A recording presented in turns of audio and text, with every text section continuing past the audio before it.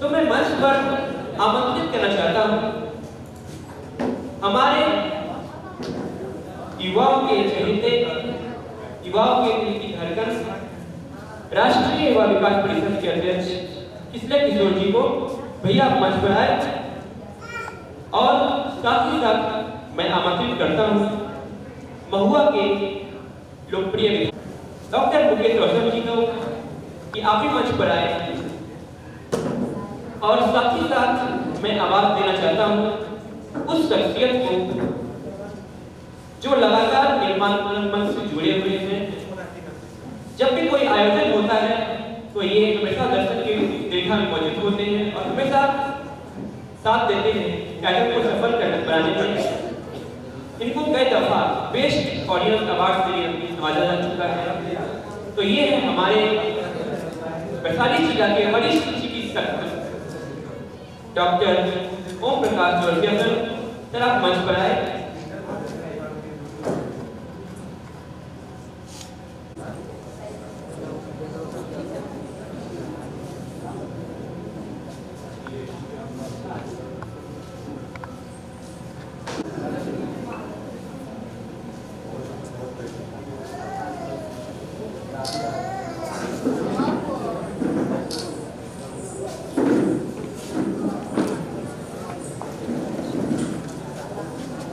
अब मैं चाहूंगा कि डॉक्टर ओम प्रकाश सर हमारे महुआ के माननीय विधायक मुकेश रोशन जी को अंक वस्त्र देकर उनका सम्मान करेंगे।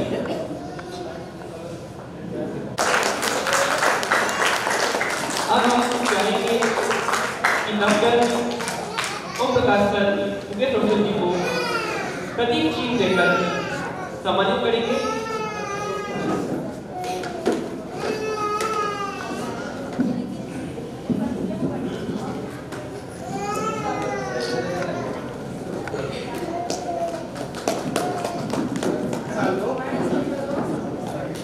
अब मैं अनुरोध करूंगा बात करें।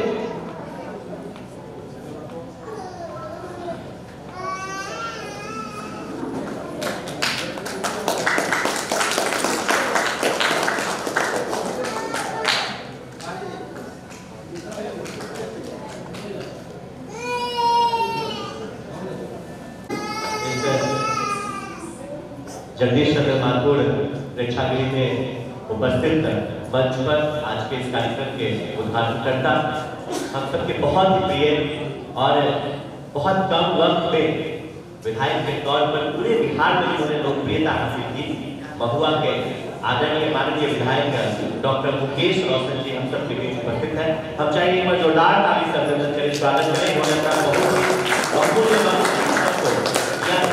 और आपको बता दें कि बहुत तेजी से उन्होंने महुआ को एक 5 वर्षों में जो महुआ पीछे था, क्योंकि पहले जो महुआ के विधायक थे वो इतने बड़े लेवल पे थे कि वो महुआ उनसे महुआ छूटा हुआ था। लेकिन अब महुआ लगता है कि महुआ का कोई विधायक है जिसकी आवाज वहाँ गूंजती है विधानसभा में। महुआ की समस्या के अलावा वैशाली की समस्याओं को उठाते ऐसे विधायक हैं हमारे।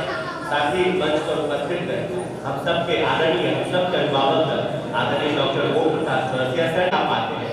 सर तो नियमित एक मंचन निर्माण रंगमंच का हो या किसी भी अन्य संस्था के द्वारा किया गया वो मंचन हो, सर मुख्य रूप से उपस्थित रहते हैं। हम चाहेंगे कि सर के लिए भी आप इस जीवनता के लिए ताली चाहिए सर के लिए। और आज हम उसी का पल को होने से पहले पूरा समानास हो गया। ये आज आम्रपाली की जीवनी पर मंचन है और आप सब जानते हैं कि आम्रपाली वैशाली की नगर बधू थी। तो नगर बधू का दर्जा 100 वर्ष पहले वैशाली की धरती पर उनका जन्म हुआ था। और आम्रपाली नाम क्यों पड़ा था? क्योंकि ऐसा कहा जाता है कि उनको वो आम के पेड़ के नीचे लावारिस हालत में मिली थी, इसके वजह से उनका नाम आम्रपाली पड़ा। और आज उसी आम्रपाली पर आधारित मंचन है। और आपको जानकर बहुत खुशी होगी कि बुद्ध की भूमिका में हम सबके बहुत चहते जीवेश भैया बुद्ध है, भगवान बुद्ध की आज भूमिका वो निभा रहे हैं। और चित्त प्रकाश भैया का कहना ही क्या, वो तो हमेशा फॉरएवर है। और मंच के सामने भी कई आपको महिलाओं की संख्या दिख रही है। आप सबको भी प्रणाम और सभी आगंतुक हैं। कई लोग आदरणीय लोग लिख रहे हैं मंच के सामने। सब लोगों का बहुत स्वागत है। आपका यहाँ स्थानीय लोग भी उपस्थित है गांधी आश्रम के, क्योंकि हम लोग चाहेंगे कि आदरणीय विधायक जी मंचन को देखें, तो बिना ज़्यादा वक्त लिए न ज़्यादा बात करते हुए हम पूरा वक्त मंचन को देते हुए अपनी बात को समाप्त करते हैं और बस इतना ही कहेंगे कि रंगमंच को जीवित रखने में जो आज हाजिर की भूमिका है, वैशाली जिले की भूमिका है, वो बहुत ही सराहनीय है। रंगमंच जीवित रहेगा तभी कला और संस्कृति जीवित रहेगी, इसलिए रंगमंच को हर हाल में जीवित रखना। नौजवानों से अपील करूंगा कि अन्य चीजों के आपका जो आकर्षण है, अन्य चीजों की ओर बढ़ रहा है, उस आकर्षण को रंगमंच, मैं नौजवानों से भी अपील करूंगा, अगर कला के क्षेत्र में आपका रुझान है तो थिएटर और रंगमंच ही एक ऐसा माध्यम है जो आपको ऊंचाई तक, मुकाम तक लेकर जा सकता है। जो छोटे छोटे धारावाहिक और सीरियल में आना चाहते हैं या एल्बम में, उनके लिए रंगमंच बहुत बड़ा माध्यम होगा एक्टिंग सीखने के लिए। अगर आप बहुत धन्यवाद। अब मैं चाहता कि डॉक्टर प्रकाश द्रविड़ में दो शब्द मार्जिन से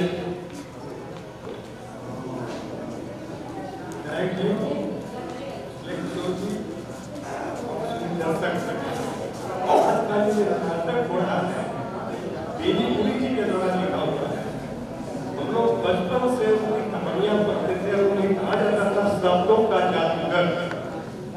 माटी की मूरत नाम की एक किताब उनकी लिखी थी, उसमें गांव से लेकर के लग रहा था जैसे कि खुद उस गांव में हम खड़े होकर पा रहे हैं। इस तरह दिनकर जी के द्वारा भी इस पर काव्य में रचनाएं हुई है। तो आम्रपाली जो थी वो केवल राजनर्तकी नहीं थी, वो एक बहुत विदुषी महिला थी और अपने देश के प्रति, अपने राष्ट्र के प्रति उनका समर्पण था। भगवान बुद्ध जब वैशाली आए तो उन्हीं के आम्रगढ़ में आकर रुके और उसके बाद क्या हुआ, आम्रपाली ने उन्हें आमंत्रण दिया कि आप आकर के महल में रहिए, लेकिन भगवान बुद्ध ने गए तो शिष्य को देख और वो शिष्य एक पूरा महाभारत रखते थे। उनका शिष्य आम्रपाली के मन में करीब 3 महीना रहा। आम्रपाली बहुत कोशिश करके भी उसे अपने तरफ आकर्षित नहीं कर पाई। तब आम्रपाली ने सोचा कि जब एक इनका शिष्य इस तरह का है तो भगवान बुद्ध कैसे होंगे। और बहुत सारी कहानियां कहानी कहने लगेंगे तो बहुत लंबा समय हो जाएगा। तो उसके बाद क्या हुआ, आम्रपाली भगवान बुद्ध के संगों में गई और कहा कि मुझे अपने संग में सम्मिलित कर दीजिए। उस समय तक भगवान बुद्ध किसी महिला को अपने संग में सम्मिलित नहीं किए थे, लेकिन आम्रपाली जो निष्ठा थी, जो समर्पण था, इसलिए उन्हें विवश होकर समझिए पुष्पक या जो भी उनका समर्पण था उनको अपने संग में समर्पित कर लिए। और उसके बाद आम्रपाली काषाय वस्त्र धारण करके भगवान बुद्ध के संग में चली गई। तो ये कहानी है, कहानी नहीं है, ये सब गुजरा है, इसलिए आपको जानना चाहिए। और आम्रपाली को केवल एक राजनर्तकी मत समझिए, वो बहुत बड़ी महिला थी। बस आप लोग देखिए नाटक का धन्यवाद।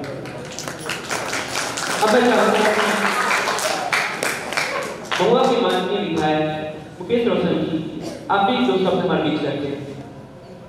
आज वैशाली भगवान बुद्ध की धरती जगदीश चंद्र माथुर मंच पर कार्यक्रम का आयोजन किया गया, नाटक कला यहाँ के जो मंच के सहयोगी और साथी हैं, लगातार विनय भूषण जी, दिवेश भैया, सिद्धेश जी, लोग जो है लगातार कार्यक्रम करते रहते हैं। पिछले साल में नहीं आते, आपको बात में इसलिए जी बताया कि बहुत अच्छा कार्यक्रम हुआ और इसलिए जी भी लगातार लगे रहते हैं। हमारे बाबा के यहाँ बैठने वाले का और उनके मैडम के बारे में कि समाज को कितना अपना समय देते हैं।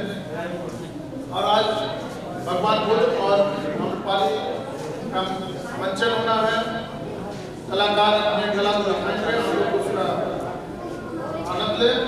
पहले हम भी जब फ्री रहते थे तो कला गांधी मैदान के पास नृत्य कला मंदिर या फिर कालिदास रंगालय, वहाँ जाके नाटक देखने का काम करते थे। लेकिन आजकल समय कम है, इसलिए नहीं देख पाते हैं।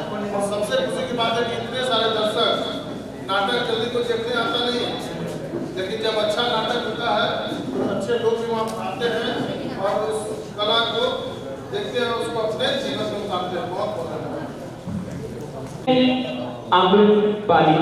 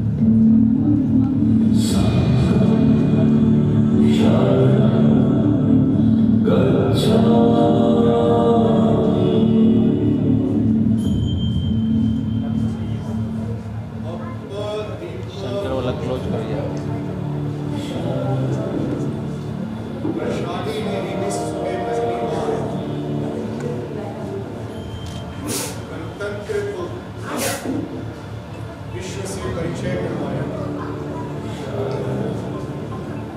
साम्राज्य आम्रपाली के समय इसका प्रमाण ये खंडहर ही वह ज्योति वह प्रमाण है जहाँ से पूरे विश्व में गणतंत्र प्रकाशमान।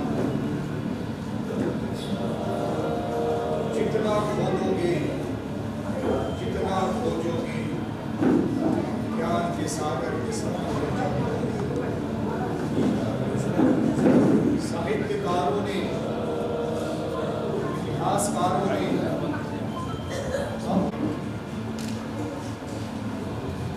आम्रपाली को प्रकृति से बेहद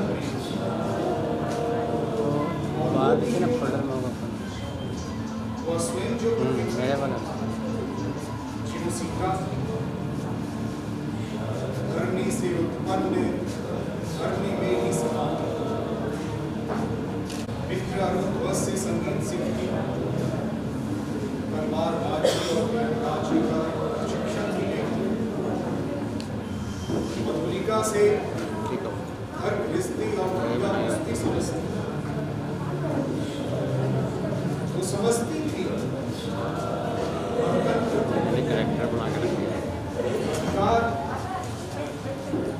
नीति और राजनीति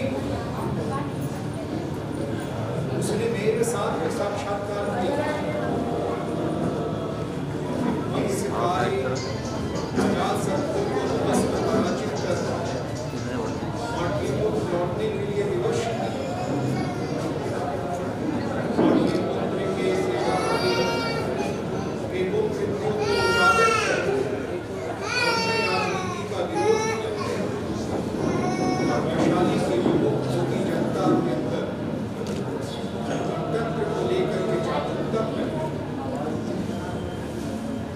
वह युद्ध के मैदान में कमान संभाल करके खुद आई थी, लेकिन लहूलुहान घायल गणतंत्र और उसके प्रेमी मित्र अरुण ध्वज के अकाल मृत्यु ने उसे अंदर तक तोड़ दिया।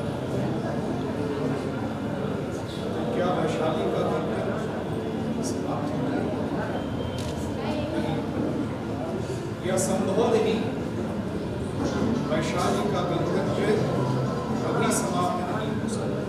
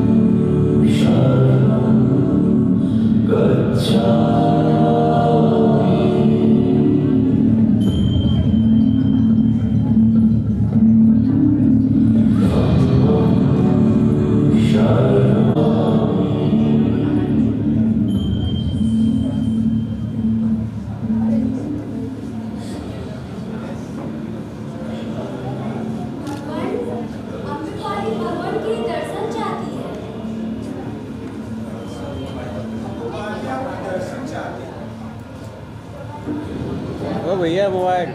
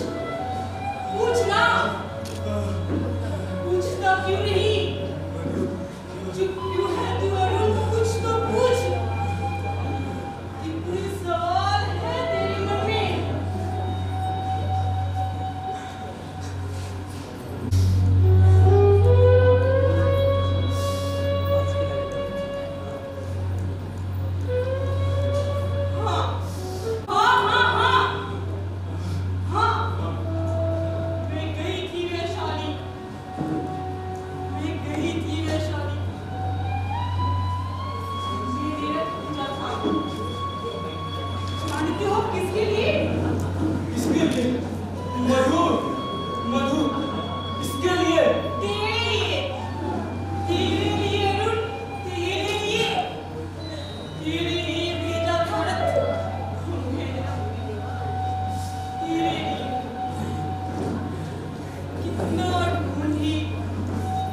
कितना ढूंढी तुझे, और तू कहाँ चला गया था रे पगले? तू कहाँ चला गया था?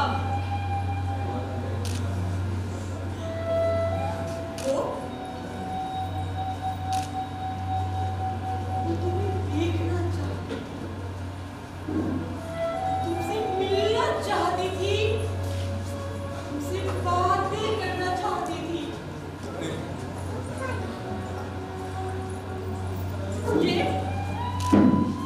ये जो तेरी प्यारी सहेली है ना, यार इससे भी सुनना चाहती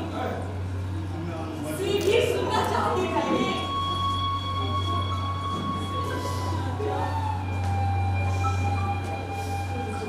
मगर मैं क्या करती रे, मैं क्या करती? मासी के कहने पर मन में सोच कर चली गई, अकेली तुझे लिए बिना अरुण।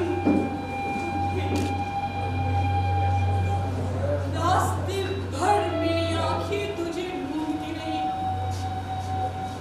न तो तू मिला और न ही तेरी इस प्यारी बांसुरी की आवाज सुनाई पड़ी रे।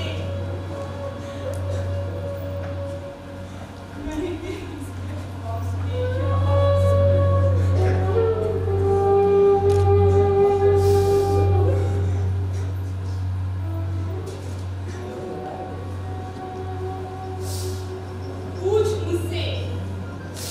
पूछ मुझसे कि कितने प्रश्न किए उसने मुझसे। नहीं, चुप क्यों है तू? पूछ ना, चुप क्यों है तू?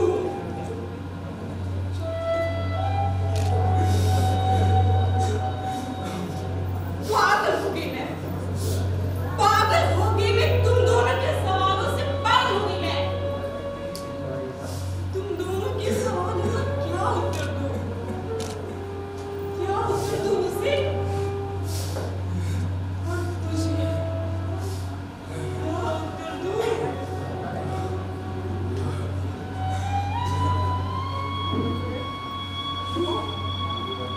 ठीक है, पर क्या ठीक है रे? अब संसार भर का बोझ है उस पर। वो बार झरोखे से झांकती रहती है। जानती हो किसे? इसे, मधु, इसे। तुझे अरुण, तुझे।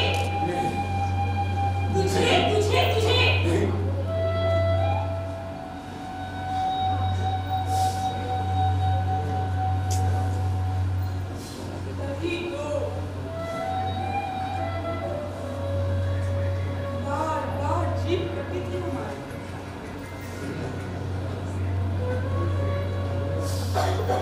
पूछ रही थी तुम्हारे बारे में। मुझसे बहुत नाराज हुआ ना? याद तो करता ही होगा वो मुझे। हाँ मधु,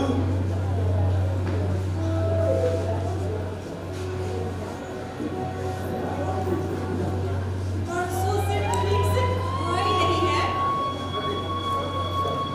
उसने अपना लहू लुहान जीव दिखाया। कहती थी,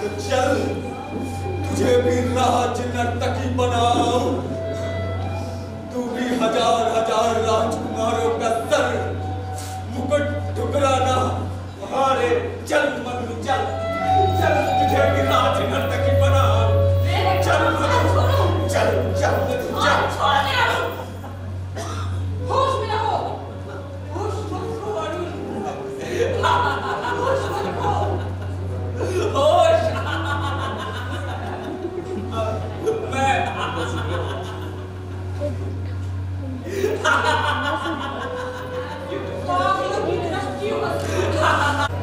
पागलों की तरह क्यों हंस रहे हो? होश में आओ अरुण, होश में आओ।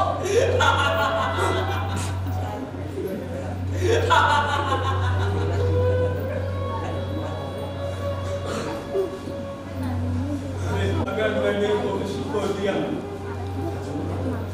तो मेरे को कैसे याद करूंगा? अरुण, अरुण,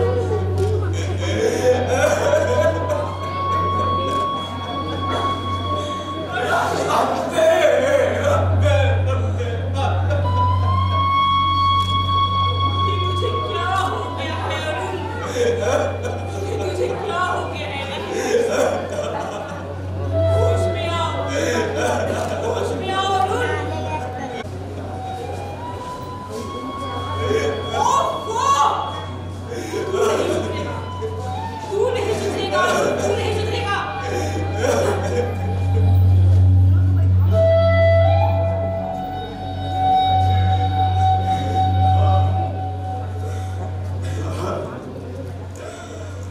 मैं नहीं सुधरूंगा मधु, मैं मर जाऊंगा।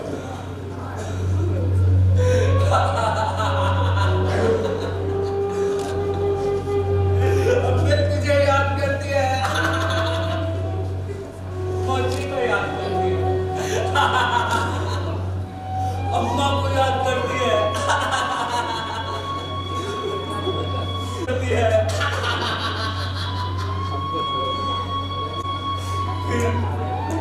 मुझे याद करती है, मुझे याद करती है, अम्मे मुझे याद करती है,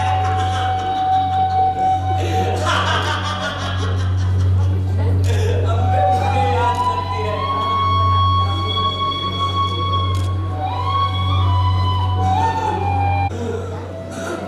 मधु, मधुआ,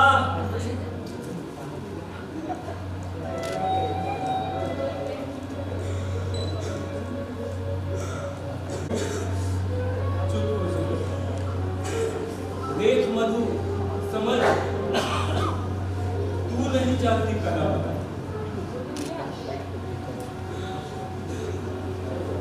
वो तो मेरी अम्मे जानती है, तभी तो मैं राज नर्तकी हुई, अब मधु भी राज नर्तकी होगी। क्या नाम था उसका? था रेणुका, वो भी राज नर्तकी होगी।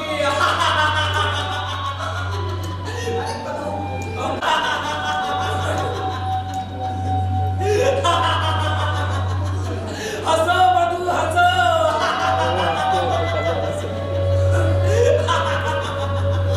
मधु राज नर्तकी होगी। ओ समझा, पूरा सोम रस ला दूं, सुधा रस पिला दूं, एक ही नहीं, उस दिन मेले में कैसे अंदर जोर जोर से ठठा ठठा कर हंस रही थी, फिर तू भी जोर जोर से हंसेगी। अरे मैं मर रही हूँ, अरे मैं मर रही हूँ, मैं मधु राज नर्तकी।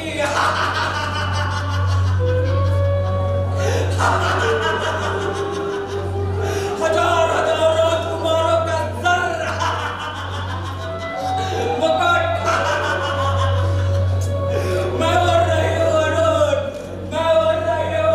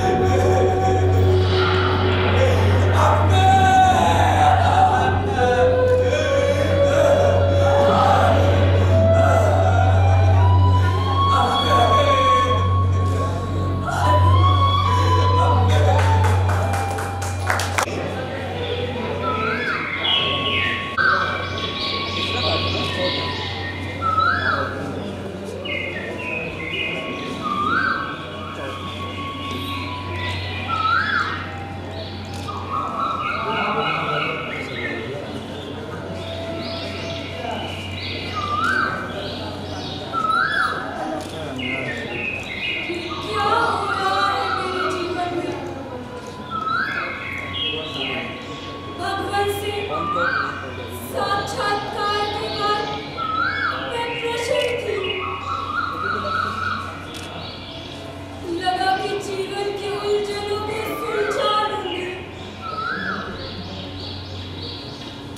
अंधेरों से बाहर निकल आऊंगी।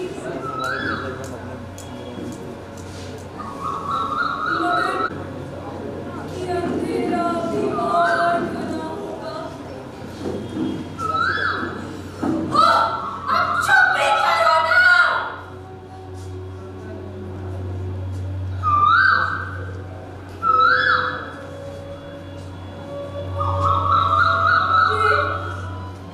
ये कोयल की कूक, ये बांसुरी की आवाज मेरा कलेजा चीर रही है। मैं क्या करूं? मर्यादा, कैसी मर्यादा?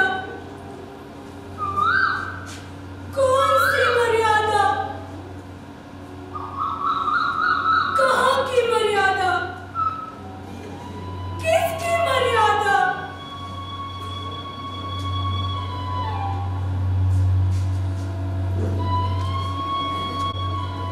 मैं राजनर्तकी नहीं बनना चाहती थी, जिसकी वजह से मेरा सब कुछ छूट गया।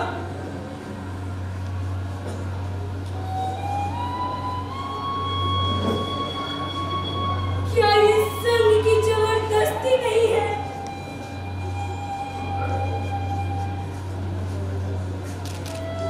क्या केवल सौंदर्य ही नारी की बांधता है? उसकी ममता का, उसकी बेटी, भगनी और पत्नी का होना कोई महत्व? हाँ, हाँ, मैं सुंदर हूँ।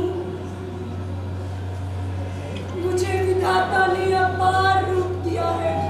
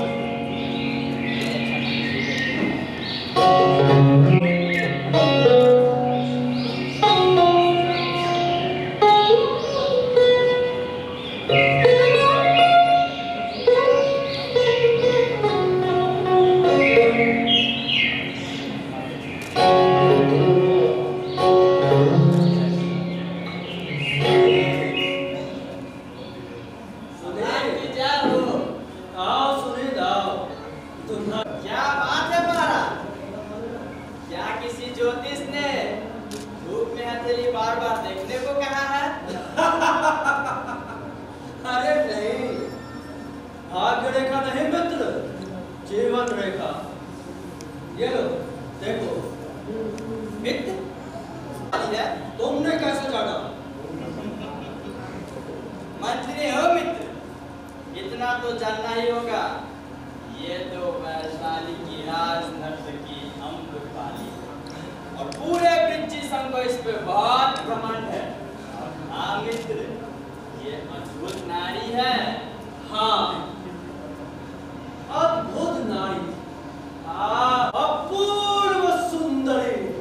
वृज्जी संघ को इस पे घमंड करने का पूर्ण अधिकार होना ही चाहिए मित्र। मित्र तुमसे नहीं मित्र। बोलिए महाराज, आप क्या बोलना चाह रहे हैं? मित्र तुमसे मन की बात करनी है मित्र। बताने की आवश्यकता नहीं, परंतु मेरी एक चेतावनी है मित्र। चेतावनी? हाँ मित्र। कैसी चेतावनी? जैसा कि आप जानते हैं, गंगा पार सीता, अहिल्या, उर्मिला और अम्रपाली जैसी अति सुंदर और गुणवती नारियां रही है, किंतु शायद महाराज को शोभा देगा कि एक नारी के लिए। मैं क्या करूं मित्र, मैं क्या करूं? तुम ही बताओ ना कुछ मित्र, मैं क्या करूं? अरे बोलते क्यों नहीं, अब बोलो, मैं क्या करूं? मुझे कुछ समझ नहीं आ रहा है, मैं क्या करूं? हृदय वश में नहीं है मेरे मित्र, मैं क्या करूं? माता पिता और न जाने कितनों का हत्यारा। एक सोचा था कि रहूंगा, गंगा में हाथ धो लूंगा, मगर जब से देखा इस छोटी सी तस्वीर को, तब से सोच रहा हूं कि एक गलती और करूं इसको पाने के लिए। शांत महाराज, शांत। विराजे महाराज, क्या हमें ये समझाए कि क्या जानवरों और वानरों की सेना हो सकती, क्या समुद्र को लांघा जा सकता, क्या सोने की लंका अल्लाह की तरह धमक सकता, परंतु ऐसी अलौकिक घटनाएं घटी है सम्राट। इतिहास गवाह है, सीता भी वृज्जी संगी थी और अम्रपाली थी, और हाँ महाराज, ये आप कदापि ना भूले कि आपकी माँ भी सुनीत, कितनी बार समझाया है, माता पिता को बीच में मत लाओ, मर्यादा मत भूलो तुम अपनी। आजाद शत्रु भी अलौकिक पुरुष है, नारियां आती नहीं है, लाई जाती है। वैशाली विजय करेगा आजाद शत्रु, वैशाली विजय करेगा आजाद शत्रु। तुम फंस रहे हो महाराज। रावण भी अलौकिक पुरुष था, या दर्द की वाणी है, परंतु क्या इसके लिए सभासदों का मत अनिवार्य नहीं? हाँ है, और इसके लिए मैंने महामंत्री महामात्र को भेजा है, बुद्ध के पास परामर्श हेतु। उत्तम महाराज, अति उत्तम। महामात्र जैसे अनुभवी है हमारे साथ, हमें पूर्ण विश्वास है और निश्चय है किसी नतीजे के। कह रहे हो महामंत्र महामात्र पधार रहे हैं। आपकी प्रतीक्षा हो।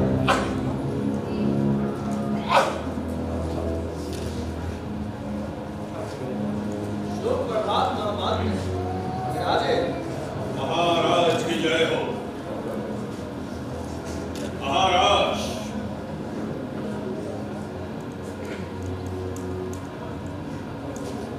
लगता है भगवान बुद्ध को बिच्छियों से स्वाभाविक अनुराग है, क्योंकि वह उनकी भाषा में बोलते हैं। पक्षपात भी कह सकते हैं महाराज। महाराज, पाटलिपुत्र का महामंत्री पूरे जिम्मेवारी से इस बात को कह रहा है। मैंने अभी जैसे ही आपका संवाद सुनाया, वो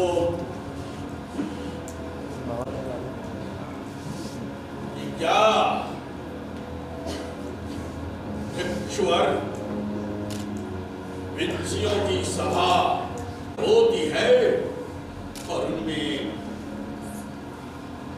पूरे की पूरी संख्या होती है। क्या विंची के लोग कानून और संविधान का पूरा ख्याल रखते हैं? क्या विंची के लोग स्त्रियों, बालकों और वृद्धों का सम्मान करते हैं? क्या वे विद्वानों, साहित्यकारों का करते हैं? क्या वो समस्त धार्मिक मंदिरों का, मठों का सम्मान करने को तत्पर होते हैं? तो तभी शिष्य बुद्ध ने बोला कि तब विंचियों को कोई पराजित नहीं कर सकता। ऐसा कहा? हाँ महाराज, ऐसा ही कहा। क्या महाराज, अब भगत के महामंत्री महामात्य को साधु संन्यासियों से परामर्श करने भर बचाए उनका जीवन? महाराज, वैशाली विजय का पथ प्रशस्त है। कैसे? भगवान ने खुद ही हमें सूत्र दिया है कि ठीक इसकी तरह एक साथ पूरी संवेदना और पूरी तत्परता से एक साथ उठे हुए होते हैं महाराज। और मैं उस पूरे गुठन को तोड़ दूंगा। और कैसे महामान्य? बस छोटी सी बात है, आप कल रात सभा बुलाएं।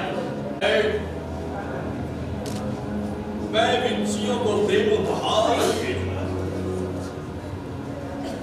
और आप इसके लिए मुझे अपमानित करेंगे, मुझे दंडित करेंगे और मेरा बाल उड़वाकर अपने देश से बाहर भेजेंगे।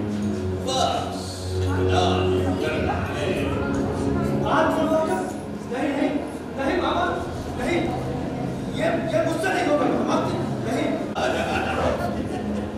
आपको पता है कि आजकल बिना बाल वाले गंजे लोगों का प्रभाव कितना बढ़ गया है, कितने शक्तिशाली हो गए हैं। तो महाराज, आने तक ये काम हो जाना चाहिए। और महामान्य? महाराज, संवेदना, सद्भाव, प्रेम और अहिंसा से राजकाज नहीं चला करते। बस सिर्फ विजय, सिर्फ आक्रमण की इजाजत दीजिए। मैंने वैशाली की सूचना फैला दी है कि गंगा से होकर गंडक तक हमारे युद्ध बेड़े तैयार हैं, लेकिन मैं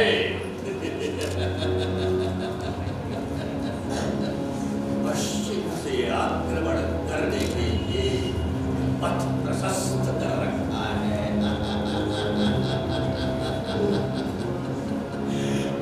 आक्रमण आक्रमण आक्रमण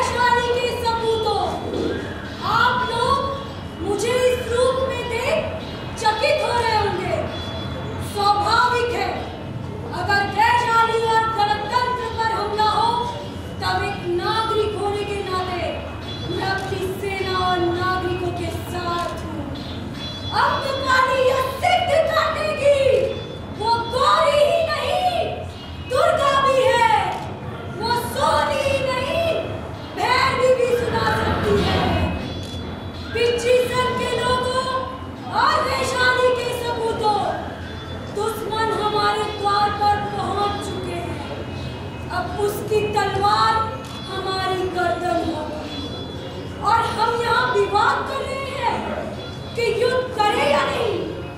ये हिंसा है या हिंसा? ये आत्महत्या का कैसा प्रयत्न है? आप लोगों ने सुना होगा कि अजातशत्रु भिक्षुक बन चुका है। क्या भिक्षुकों की सेना हाथों में शस्त्र लिए फसलों को रोकती है, गांव को जलाती है और निर्दोष आदमी के रक्त से जमीन को सींचती है? वो मातृहीनता, पितृहीनता और अपनी मां को तरपा कर मार चुका है। उसके शरीर में भी विषयों का रक्त है। तो क्या विषयों का रक्त राक्षसों के शरीर में बहता है? हमारी पवित्र धरती पर कभी किसी का खून नहीं बहा। फिर क्यों भाई ने भाई के पवित्र पुष्करनी से पवित्र धरती को लाल किया? जय वैशाली, जय वैशाली, जय विचितन, मैं आप सबों से पूछता हूँ, यह अचानक जादू कैसे हुआ? किसने यह जादू किया? कौन है वो जादूगर? जो लोग उस जादूगर के बल में बल मिलाकर राग लाप रहे थे, वो कौन है? क्या वो आज आप सबके बीच में है? क्या देख रहे हैं? अब वो नहीं आने वाला। अब उस जादू का जादूगरी और उसी जादूगरी का नतीजा है वो पाटलिपुत्र सेना का नेतृत्व कर रहे होंगे। उसके हाथ में पुस्तक नहीं, तलवार होगा। गंजे सिर, पोपले मुंह से बौद्ध मंत्र नहीं, राक्षसी चित्कार सुनेंगे। क्या वो मस्ताकार है? हाँ, वो मस्ताकार ही है। वो फसल हो चुका। उसकी हंसिया हमारी गर्दन और उसकी तलवार। जय वैशाली, जय वैशाली, जय विचितम, जय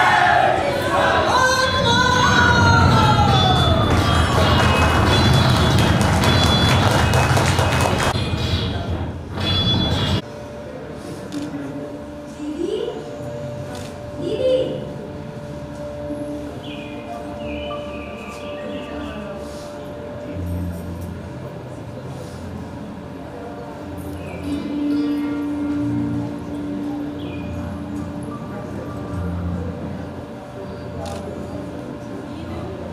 दीदी, तुम क्यों उदास हो दीदी? सुना है अजातशत्रु बहुत ही क्रूर है। हाँ रे, तन से भी और मन से भी। दीदी, तुम उदास मत हो, चिंता ना करो दीदी, सब ठीक हो जाएगा। क्या ठीक होगा रे? पर तू क्यों उदास है पगली? दीदी, आपको इतना उदास इससे पहले मैंने कभी नहीं देखा। आप उदास हैं इसीलिए मैं भी उदास हूँ।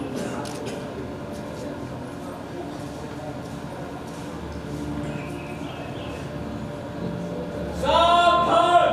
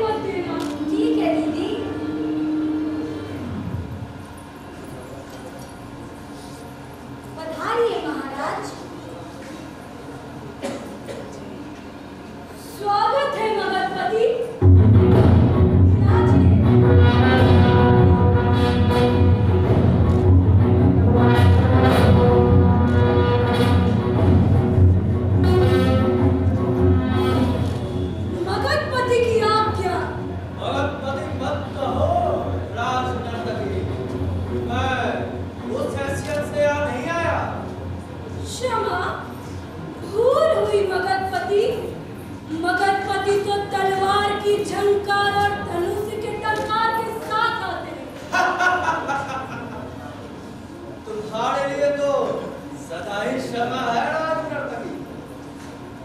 क्योंकि मैं नारी हूँ और सुंदर। हाँ, तुम सुंदर हो।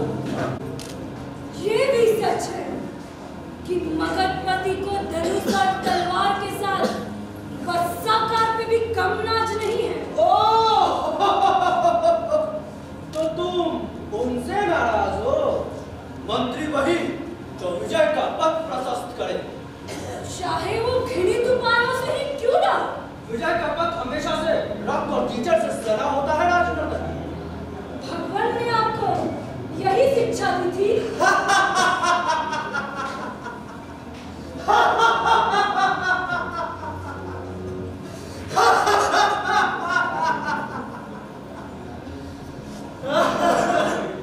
राजनर्तकी,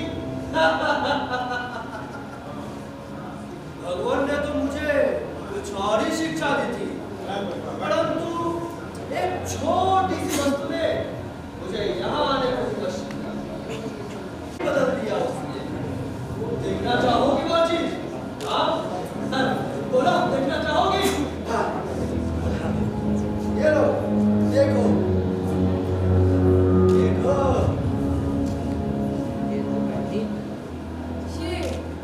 ये तो मैं ही हूँ।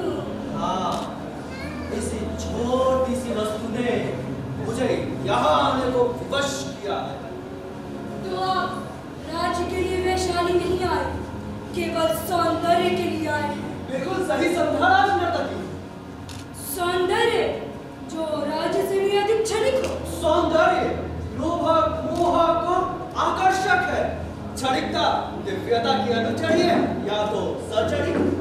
तो मनुष्य क्षणिकता के पीछे दौड़ता है। नहीं, क्षणिक नहीं, दिव्य के पीछे। इसके भी कई पहलू है राजनर्तकी। जैसे जीवन के पीछे मरण, उल्लास के पीछे विषाद, उत्सव के पीछे मातम। तो क्या उत्सव छोड़ मातम में डूब जाया जाए? जिंदगी और जश्न के लिए धरती को मनुष्य के खून से तर किया है आपने। कितनों के माँ से पुत्र, बहन से भाई, कितनों के मांग में आग लगाया है आपने। हाँ, राजनर्तकी। दिन भर उतना बड़ी बातों से अनाथ शत्रु का दिल नहीं बसिस्ता। बैठिए मगधपति। नहीं, मुझसे बैठा न जाएगा। सुंदरी, आप मेरा मान नहीं कर रहे हैं मगधपति।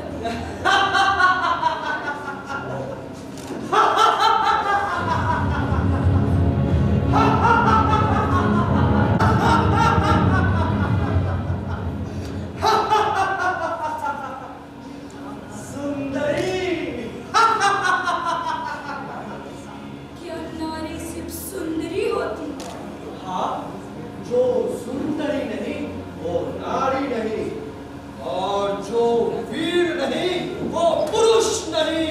नारी वीर भी हो सकती है और पुरुष सुंदर भी हो सकते हैं।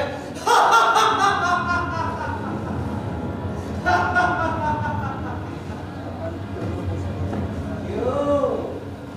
क्या देख रही हो? मैं पुरुष हूँ, यही ना?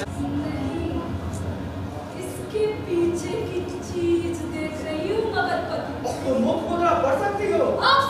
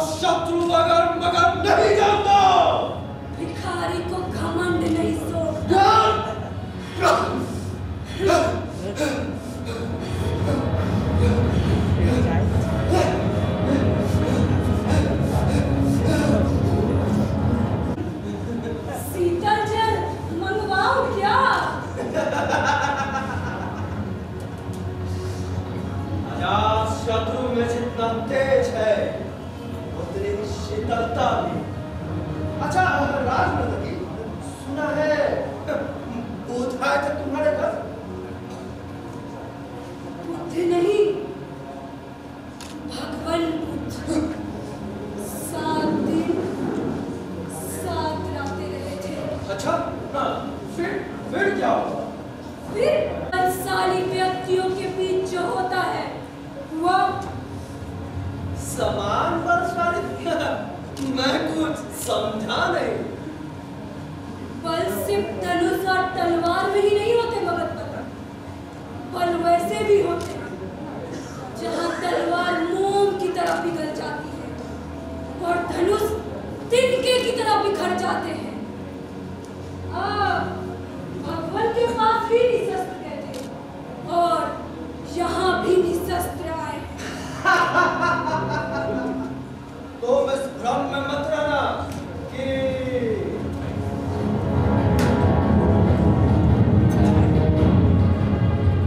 भगवान ने भी यही कहा था। क्या कहा था तुम्हारे भगवान ने मेरे विषय में? उनसे मेरी और बातें शेष हैं। वे पाटलिपुत्र से वैशाली आने वाले हैं। बातें। अच्छा चलो पाटलिपुत्र से वही भेंट करना। आप अकेले ही लौट जाए मगधपति, भ्रम न पाले। मैं अकेले नहीं जा सकता। एक और मगधपति ने ऐसा ही कहा था। एक और मगधपति? जी, देखना चाहेंगे? हाँ हाँ हाँ, एक और मगधपति।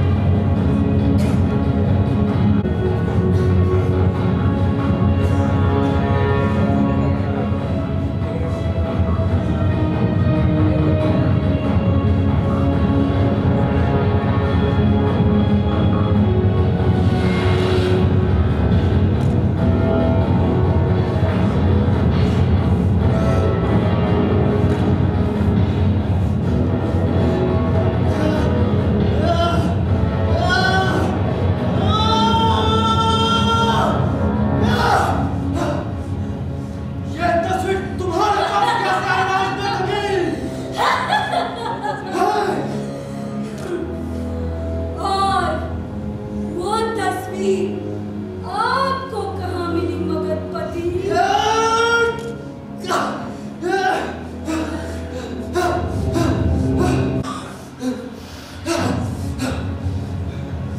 तुमने मुझे पराजित किया है राष्ट्रपति, मुझे पराजित किया है।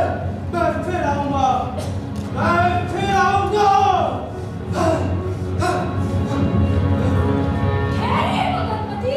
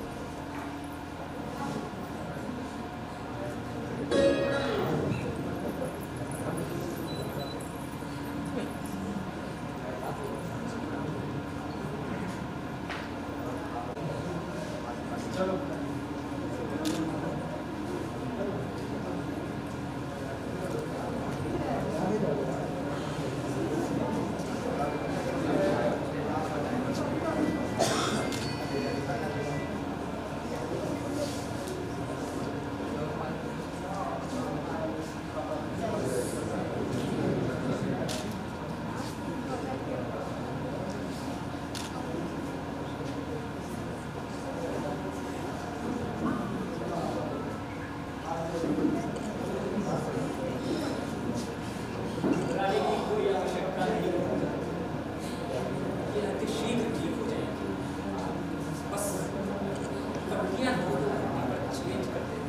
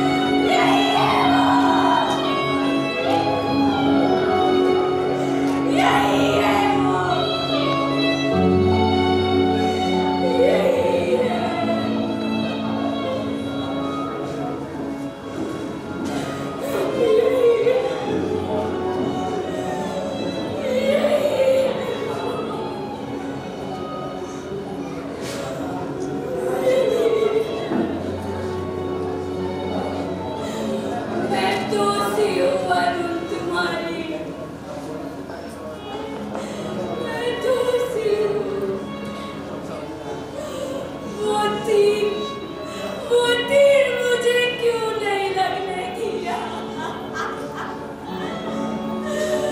मैं दोषी हूँ रे, मैं दोषी। मैं हार गई। वैशाली से, गणतंत्र से, मधुलिका से और तुझसे मैं हार गई। मैं